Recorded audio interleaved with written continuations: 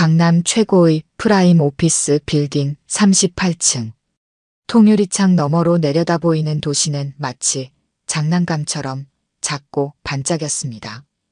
정수아 대표는 자신의 사무실에서 매일 아침 이 풍경을 바라보며 하루를 시작했습니다. 사장님, 오늘 일정 확인해 드릴게요. 김미영 비서가 태블릿을 들고 들어왔습니다. 그녀의 하이힐 소리가 고급스러운 원목 바닥을 울립니다. 오전 10시 신규 프로젝트 발표회, 11시 30분 해외 투자자 미팅, 오후 2시에는 포브스 인터뷰. 정수아는 고개를 끄덕이며 창밖을 바라보다가 문득 시선이 멈췄습니다. 건물 앞 버스 정류장에 한 할머니가 조그만 손수레를 끌고 오고 계셨습니다. 미영 씨, 저기 매일 오시는 분 맞죠? 네, 채소 파시는 할머니세요. 우리 건물 앞에서 파시는 걸 몇 번 봤어요. 정수아는 미간을 살짝 찌푸렸습니다. 연간 임대료만 수십억을 호가하는 프라임 빌딩 앞에서 채소를 파는 할머니의 모습은 마치 완벽한 그림에 난 얼룩 같았습니다. 경비팀에 연락해서 좀 말씀드려 주세요.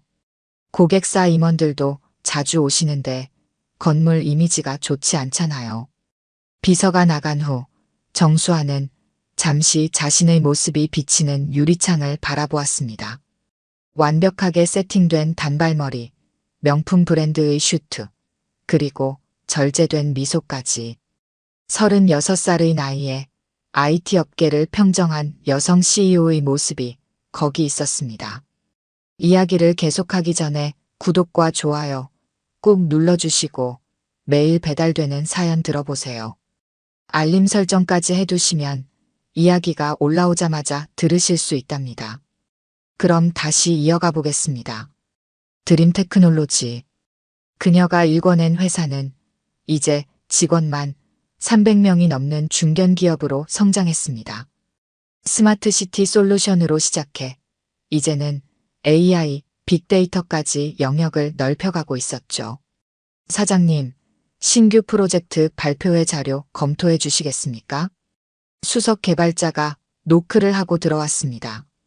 정수아는 창가에서 돌아섰지만 문득 시선이 다시 버스 정류장으로 향했습니다. 할머니는 아직도 그곳에 계셨습니다. 따스한 봄볕 아래 할머니는 정성스레 시든 잎을 정리하고 계셨습니다. 주름진 손으로 상추를 다듬는 모습이 어쩐지 눈에 걸렸습니다. 그 모습이 자신의 어린 시절 기억 속 누군가를 떠올리게 했기 때문일까요? 사장님? 아, 네. 자료 주세요. 정수아는 급하게 시선을 돌렸습니다. 감상에 빠질 시간이 없었습니다. 그녀가 이 자리까지 오는 데는 그 어떤 감상도 망설임도 없었으니까요. 오늘 발표할 신규 프로젝트는 스마트시티 치안 시스템입니다. AI가 도시 곳곳의 CCTV를 분석해 수상한 행동을 자동으로 감지하고 발표 자료를 검토하는 동안에도 할머니의 모습이 자꾸 신경 쓰였습니다. 어쩐지 마음 한구석이 불편했지만 정수아는 그 감정을 깊이 들여다보지 않기로 했습니다. 성공한 CEO가 되기까지 그녀는 수많은 불편한 감정들을 무시하는 법을 배웠습니다. 고아원에서 자란 어린 시절의 외로움도, 편견에 맞서 싸워야 했던 청춘의 분노도 모두 그렇게 무시하고 지나왔습니다. 경비부장님이 할머니께 말씀드렸대요. 오늘부터는 다른 곳에서 파시기로 하셨답니다. 미영의 보고에 정수아는 고개를 끄덕였습니다. 이제 창 밖을 내다보면 그 허전한 모습은 보이지 않겠죠. 하지만 왜일까요? 가슴 한구석이 더 허전해진 것 같았습니다. 아, 그리고 사장님. 어린이 재단에서 연락이 왔어요. 이번에도 후원금 전달식에 참석해 주셨으면 한대요. 정수아는 잠시 눈을 감았습니다. 그녀는 매년 고액을 기부하면서도 정작 후원금 전달식에는 한 번도 참석하지 않았습니다. 카메라 앞에서 미소 짓는 것보다는 차가운 숫자로 도움을 주는 것이 편했으니까요. 이번에도 비서실장님이 대신 가주세요. 그녀의 말이 끝나기도 전에 밖에서 소란스러운 소리가 들려왔습니다.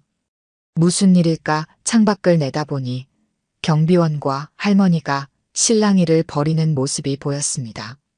할머니, 이제 그만 가보세요. 저희가 몇 번을 말씀드려야 해요? 경비원의 목소리가 들려왔습니다. 할머니는 고개를 푹 숙인 채 손수레를 붙잡고 계셨습니다. 채소들이 바닥에 흩어져 있었고 할머니의 낡은 고무장갑에선 아침 이슬이 아직 마르지 않았습니다. 잠시만요. 조금만 더 있으면 안 될까요? 오늘 못 팔면 이 채소들은 시들어요. 할머니의 떨리는 목소리에 정수아는 눈을 감았습니다. 문득 27년 전 그날이 떠올랐습니다. 수아야, 이제 여기서 살 거야. 착한 아이가 되어야 해. 흐릿한 기억 속에서 누군가가 자신을 꼭 안아주던 온기, 그리고 등 뒤로 들리던 흐느낌. 고아원 앞에 홀로 남겨졌던 그날의 기억이 지금도 선명합니다. 사장님, 경비실에서 전화가 왔는데요. 미영의 목소리에 정수아는 정신을 차렸습니다. 감상에 빠질 시간이 없었습니다. 규정대로 하세요. 차가운 목소리였습니다. 그녀는 자신의 감정을 숨기는데 능했습니다. 고아원에서 자란 아이라는 편견과 싸우면서 배운 가장 중요한 기술이었으니까요. 원장 선생님은 늘 말씀하셨습니다. 수아야, 넌 특별한 아이야. 내 안에 있는 강인함을 믿으렴. 그 말을 믿으며 정수아는 자신을 만들어 왔습니다. 전교 1등, 명문대 수석, 그리고 마침내 자신의 회사를 세우기까지. 하지만 성공이 모든 것을 채워주진 못했습니다. 매년 어린이날이면 찾아가던 고아원, 이제는 그곳마저 재개발로 사라졌습니다. 그녀의 뿌리를 알던 마지막 장소마저 사라진 것입니다. 사장님, 포브스 인터뷰 준비해야 하는데. 그래요. 자료 좀 보여주세요. 기자들은 늘 같은 질문을 했습니다. 어떻게 이런 성공을 이룰 수 있었는지, 고아 출신으로서 느끼는 자부심은 어떤지. 그들은 한국의 신데렐라라는 타이틀을 좋아했습니다. 하지만 동화 속 신데렐라와 달리 그녀에겐 요정도, 유리구두도 없었습니다. 오직 스스로를 믿고 앞으로 나아가는 수밖에 없었죠. 할머니, 이러시면 경찰에 신고할 수밖에 없습니다. 밖에서 다시 소리가 들렸습니다. 할머니는 여전히 그 자리를 지키고 계셨습니다. 손수레의 채소들이 햇빛에 시들어가고 있었습니다. 어머님, 제가 한 번만 더 부탁드려 볼게요. 김미영이 밖으로 나갔습니다. 잠시 후 그녀가 할머니와 이야기를 나누는 모습이 보였습니다. 할머니는 고개를 푹 숙인 채 무언가를 말씀하시는 것 같았습니다. 그때였습니다. 할머니가 손수레를 정리하시다가 발을 헛디뎌 넘어지셨습니다. 채소들이 바닥에 흩어졌고 할머니의 낡은 가방에서 무언가가 떨어졌습니다. 정수아는 반사적으로 자리에서 일어났습니다. 그러나 곧 다시 앉았습니다. 저 할머니는 그저 수많은 노점상 중 한 명일 뿐이라고, 자신과는 아무 상관없는 사람이라고 스스로를 다잡았습니다. 미영이 할머니를 부축해 일으켰습니다. 할머니는 바닥에 떨어진 채소들을 주워 담으셨습니다. 그러나 가방에서 떨어진 것은 보지 못하신 듯 했습니다. 할머니, 다치신 데는 없으세요? 괜찮아, 괜찮아. 이제 갈 테니. 할머니의 목소리가 바람에 실려 희미하게 들렸습니다. 그 목소리에 왠지 모를 익숙함이 느껴졌지만 정수아는 그 생각을 지워버렸습니다. 드디어 할머니가 자리를 떠나셨습니다. 허리를 굽힌 채 천천히 손수레를 끌고 가시는 뒷모습이 어쩐지 마음을 무겁게 했습니다. 사장님, 할머니가 떨어뜨리신 것 같은데. 미영이 들어오며 낡은 수첩을 내밀었습니다. 겉면이 바랜 녹색 수첩에는 세월의 흔적이 가득했습니다. 그냥 버리세요. 정수아가 말했지만 미영은 혹시 연락처라도 있을까 해서 나중에 돌려드려야 할 것 같아서 수첩을 책상 위에 올려두었습니다. 미영이 나간 후 정수아는 한참을 수첩을 바라보았습니다. 묘한 불안감이 그녀를 감쌌습니다. 마치 저 수첩을 열면 무언가가 바뀔 것 같은 그런 예감이었을까요? 그날 밤늦게까지 정수아는 사무실에 남아 있었습니다. 모든 직원들이 퇴근하고 38층은 정막에 잠겨 있었습니다. 책상 위에는 여전히 그 녹색 수첩이 놓여 있었습니다. 마침내 그녀는 천천히 수첩을 집어들었습니다. 다른 표지를 열자 오래된 종이 특유의 냄새가 났습니다. 첫 장을 넘기는 순간 그녀의 손이 멈췄습니다. 그곳에는 바랜 사진 한 장이 끼워져 있었습니다.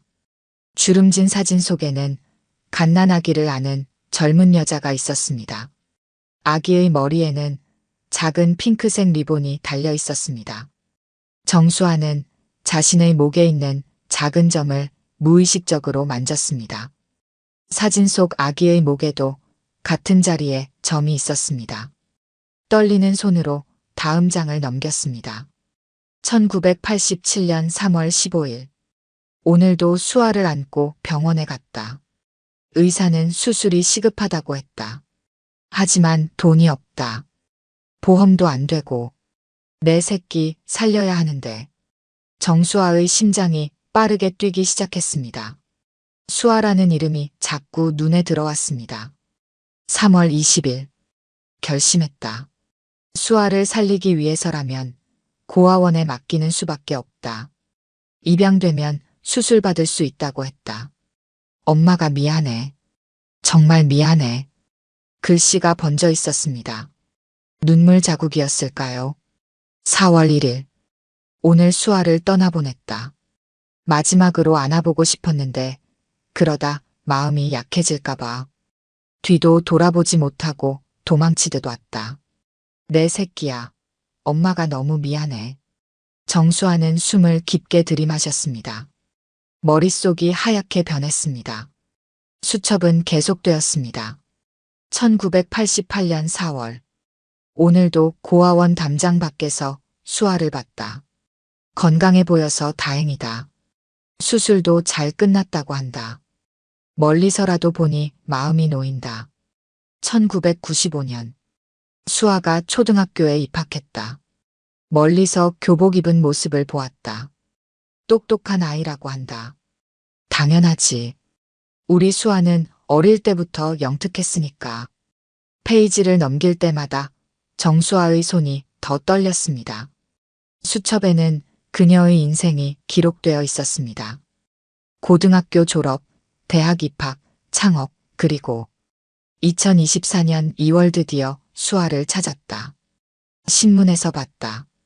이제는 대단한 사장님이 되었네. 가까이서 한 번만이라도 보고 싶어서 회사 근처에서 채소를 팔기로 했다. 매일 아침 우리 수아를 볼 수 있다면 그것만으로도 족하다. 정수아는 창가로 걸어갔습니다. 어둠이 내린 도시가 반짝였습니다. 버스 정류장은 텅 비어 있었습니다. 그곳에서 할머니는 매일 그녀를 바라보고 있었던 겁니다. 책상으로 돌아와 마지막 장을 넘겼습니다. 거기에는 신문 스크랩이 있었습니다. IT 업계의 신데렐라, 정수아 대표. 그리고 그 아래에는 떨리는 글씨로 적혀 있었습니다. 우리 수아야, 엄마는 늘 내가 자랑스럽단다.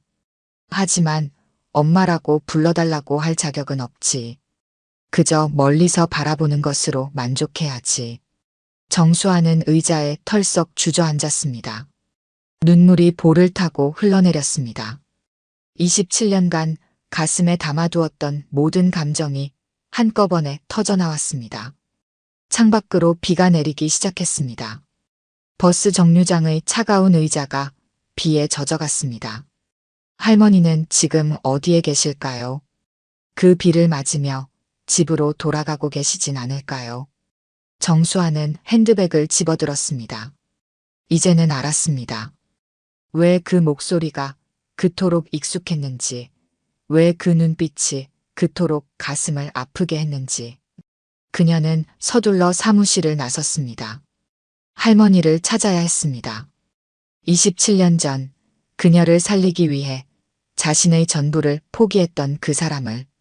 빗줄기는 점점 더 거세졌습니다. 정수아는 주차장에서 차를 뺐습니다.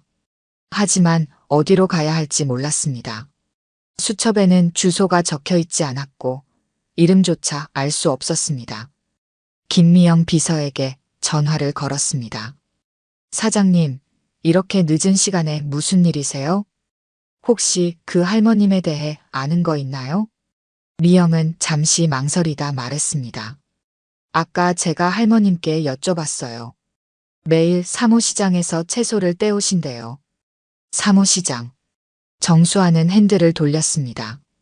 새벽녘이면 채소 장사들로 북적이는 곳이었습니다. 이 비를 맞으며 할머니는 그곳으로 돌아가고 계실지도 모릅니다. 시장 입구에 도착하자 몇몇 상인들이 서둘러 가게 문을 닫고 있었습니다. 정수아는 차에서 내려 뛰다시피 걸었습니다. 구두 굽이 젖은 아스팔트에 미끄러질 듯 했지만 멈출 수 없었습니다. 혹시 채소 파시는 할머니 못 보셨나요? 작은 손수레 끌고 다니시며 팔야채 떼시는 분이요. 아, 김옥순 할머니. 방금 가셨어요. 저쪽 골목으로. 정수아는 골목으로 달려갔습니다. 완벽하게 세팅된 머리가 비에 흩어졌고 명품 구두는 이미 엉망이 되었습니다. 하지만 그런 건 더 이상 중요하지 않았습니다. 그리고 마침내 좁은 골목 끝에서 그 뒷모습을 발견했습니다. 할머니는 비를 맞으며 천천히 손수레를 끌고 가고 계셨습니다. 할머니. 정수아의 목소리가 빗소리를 뚫고 울렸습니다. 할머니가 천천히 돌아보셨습니다. 그 순간 시간이 멈춘 것만 같았습니다. 수아야. 할머니의 눈에서 눈물이 흘러내렸습니다. 정수아는 달려가 할머니를 붙잡았습니다. 할머니의 어깨는 너무나 말랐고 옷은 이미 비에 흠뻑 젖어 있었습니다. 왜 이제야 말씀해 주신 거예요? 정수아의 목소리가 떨렸습니다. 할머니는 그저 딸의 얼굴을 만지작거렸습니다. 주름진 손가락이 정수아의 뺨을 쓸어내렸습니다. 이렇게 예쁘게 자랐구나. 우리 수아가. 저 엄마를 많이 원망했어요. 버려졌다고 생각했어요.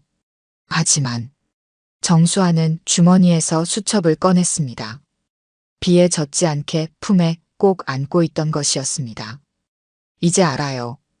엄마가 날 얼마나 말을 잇지 못하고 정수아는 할머니의 품에 안겼습니다. 27년 동안 그리워했던 그 포근함이 거기 있었습니다. 희미하게 남아있던 어린 시절의 기억이 선명해졌습니다. 수아야, 미안해. 엄마가 너무 미안해. 좁은 골목에서 모녀는 한참을 붙잡고 울었습니다. 빗물과 눈물이 뒤섞여 흘러내렸습니다. 길가의 가로등 불빛이 그들을 비추었고 멀리서 천둥 소리가 울렸습니다. 이제 집에 가요, 엄마. 정수아가 할머니의 손을 잡았습니다. 할머니는 고개를 저으셨습니다. 안 돼, 난 그냥. 더 이상 도망가지 마세요. 제가 이제는 엄마를 지킬 수 있어요. 할머니의 손이 떨렸습니다. 정수아는 그제야 할머니의 손이 얼마나 차가운지 느꼈습니다. 사실은 엄마가 많이 아파. 할머니의 말에 정수아의 심장이 멈춘 듯 했습니다. 병원비가 없어서 그래도 죽기 전까지는 이렇게라도 채소를 팔면서 널 보고 싶어서. 정수아는 할머니를 더 꽉 안았습니다. 이번에는 절대로 놓치지 않을 것입니다. 27년 전처럼 그냥 보내버리지 않을 것입니다. 이제는 제가 엄마를 책임질 거예요. 치료도 해드리고 그동안 못해준 효도도 다 해드릴 거예요. 빗줄기가 잦아들기 시작했습니다. 멀리서 새벽을 알리는 종소리가 들려왔습니다. 긴 어둠이 지나고 새로운 아침이 오고 있었습니다.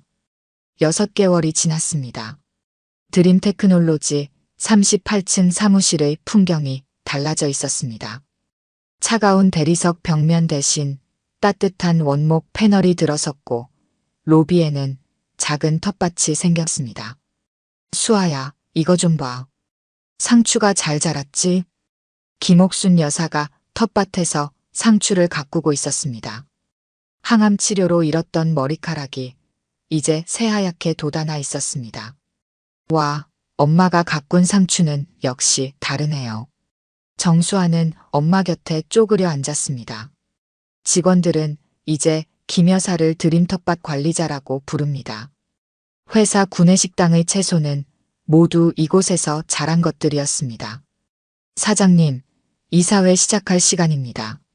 미영이 다가왔습니다. 정수아는 고개를 끄덕이며 일어섰습니다. 엄마, 이따 점심시간에 뵐게요. 회의실에는 임원들이 모여 있었습니다. 스크린에는 새로운 프로젝트 계획이 띄워져 있었습니다. 드림케어 프로젝트, AI 기반 취약계층, 의료 지원 시스템. 우리 회사의 AI 기술을 의료 분야에 접목시키는 겁니다. 특히 경제적 어려움으로 적절한 치료를 받지 못하는 분들을 위한 시스템이죠. 정수아의 설명에 임원들이 고개를 끄덕였습니다. 6개월 전과는 다른 분위기였습니다. 사장님 덕분에 저희도 많이 배웠습니다. 기술이 진정으로 필요한 곳이 어디인지. 개발팀장의 말에 정수아는 미소를 지었습니다. 창 밖으로 맑은 가을 하늘이 보였습니다. 버스 정류장에는 이제 작은 정원이 생겼고 벤치에는 모두를 위한 쉼터라는 팻말이 걸려 있었습니다. 점심시간 구내식당은 활기가 넘쳤습니다. 한쪽에서는 김 여사가 직접 담근 김치를 나눠주고 계셨습니다.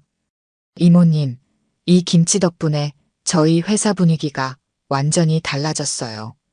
직원들은 이제 김 여사를 이모님이라고 부릅니다.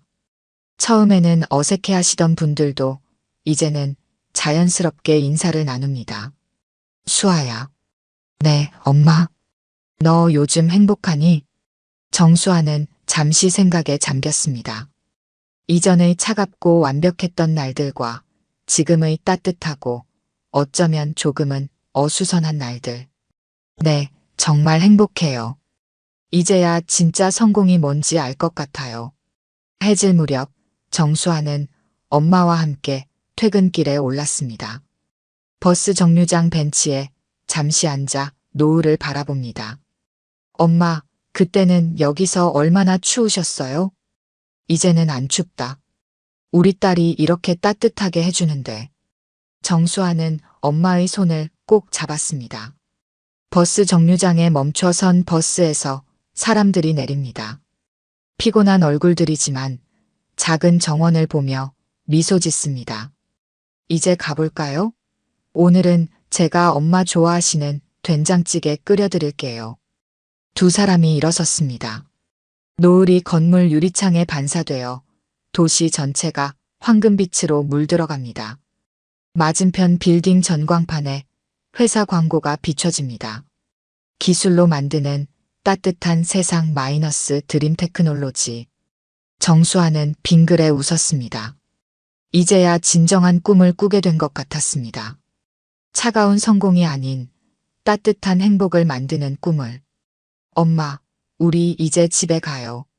모녀의 발걸음이 한강변을 따라 이어집니다. 27년의 시간이 만든 거리는 이제 매일 저녁 이렇게 조금씩 줄어들고 있었습니다.